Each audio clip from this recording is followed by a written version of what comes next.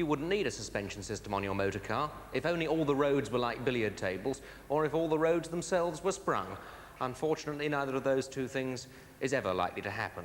So you have to devise a system in which the object of the exercise is for the wheels to move and take up the bumps and potholes in the road and the passengers and the vehicle to go along on a nice straight line. That, for instance, would be the perfect suspension system. Here, the bumpy road. You can see here the wheels. There's the wavy line. They're going up and down, but the car itself and the passengers are going along nice on the level there. How do you do it? Right, the body of the car pressing down there. There's the weight. Down here, the wheel assembly. The suspension, the coil spring. So, as the wheel moves up and down, the coil spring takes up the movement and also helps to force the wheel down into the bumps and potholes in the road. That's how it works, and it's incredibly straightforward. You could just have that arrangement on all four wheels. Trouble is, you'd get very car sick because the thing will be bouncing up and down like a yo-yo. You need something to damp down those rather enthusiastic springs. You need a damper or a shock absorber, something like this. This is a telescopic shock absorber. It's nothing more nor less than a giant bicycle pump full of oil. This one's been cut away so you can see what happens. The oil lives in there, and it's forced up through a very tiny hole here in the end of the plunger. The thing works like that, and that oil acts as a damper to curb the enthusiasm of the springing. That is the telescopic shock absorber. There are also lever arm shock absorbers still found on many motor cars, and they're very often used with springs like these. Cart springs, leaf springs. They've really hardly changed at all since the days of horse-drawn carriages. Very, very primitive, really straight out of the blacksmith shop, which you can't say for this, which in comparison with the leaf spring is in fact highly sophisticated. This is a drum brake. Here the brake lining, faced in friction material. Here a hydraulic ram. When you put your foot on the brake pedal, this lot expands like so. Just like that.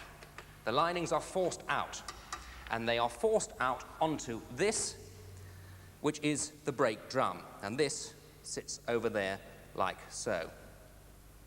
As they're forced out, they bind on that, and the forward motion of the car is converted into heat, which slows the whole thing down.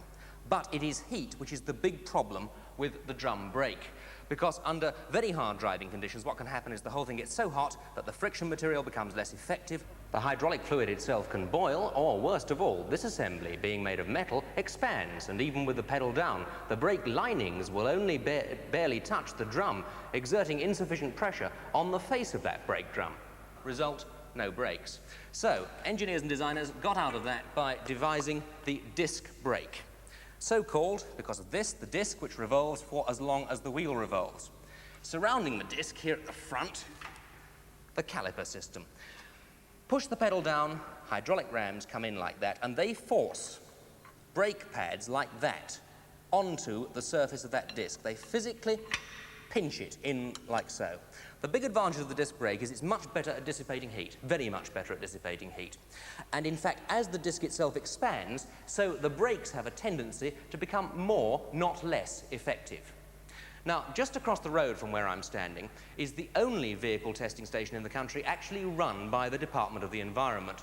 And let's face it, a check on your brakes before you go on holiday could be a very wise investment. This is the model for Britain's vehicle testing stations. This is where testers are taught, and the public can bring their cars in for test. £2.10 for the standard 3-year inspection, which includes tyres, lights, steering, everything necessary to pass a car as roadworthy within the 3-year test rule. But how do they test brakes? Mr. Fitzhugh is the station's manager. Mr. Fitzhugh, how do you test motorcar brakes? By the use of a roller brake testing machine, which gives us an independent reading of the brake effort on each wheel. On all 4 wheels independently? Yes. Handbrake and foot brake? Yes. Right. How long does the entire MOT test take? In this station, it takes 15 minutes, and this is by the use of 2 testers, whereas the outside station possibly takes longer because they use a tester and an assistant. Are you seeking to encourage the motorist to come in here once a year, get his clean bill of health, and then go away and forget all about his car?